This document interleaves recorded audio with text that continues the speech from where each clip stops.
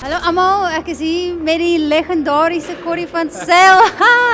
Hallo Corrie, hoe gaan dit vanaand? Baie lekker, Baie dankie. goed. Ja, so goeie experience gewees.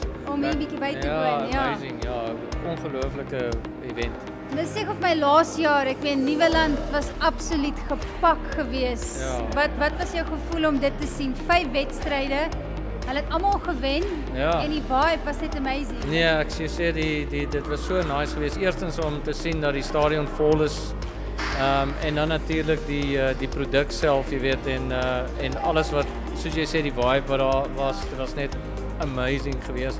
En jy kon sien hoe mense dit geniet en dan natuurlik die span het great gespeel. Jy weet daar was 'n paar wedstryde wat jy gevoel het, jy weet daar's 'n draaipunt wat nodig was en ons het dit goed hanteer en dit het die hele ondervinding het soveel opgetel. So dit was 'n wonderlike ervaring geweest. En ek wil net gou vir Oula se woord kry. Daar's 'n hele paar spelers van die Kaap wat actually speel vir die span. Vandag het hulle weer gekry. Dane Piet, Jason Smith is ook nou daar en natuurlik een van almal se gunstelinge George Linde. Wat jou woorde oor van daai Ja, spelers? nee, ek bedoel ek dink is baie belangrik dat die spanne daarom 'n paar van die plaaslike spelers gebruik en George het so 'n goeie seisoen gehad en sodat ek is so bly vir hom dat hy daar weer is en hy's 'n baie belangrike speler vir hulle.